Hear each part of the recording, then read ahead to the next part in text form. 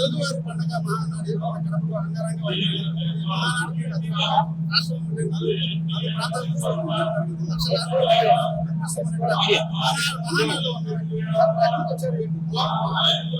మేము ఏలూరు జిల్లా union conference Krishnuru మండలం నుంచి వచ్చాము. మేము మా నాయకులు పార్థసారథి గారి బాగా భారీగా రావడం జరిగింది.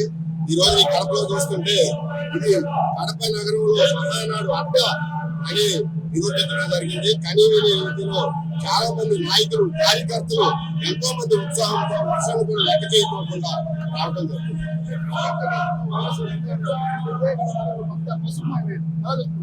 ఇది రోజు టీడీపీ అడ్డ, వైసీపీ నాయకుల అడ్డా కాదు. ఇది ఈ రోజు కడప నడిబొడ్డులో టీడీపీ అడ్డ అనేది ఇవన్నీ కూడా ప్రకటకాలం అంటున్నాడు జగన్మోహన్ రెడ్డి.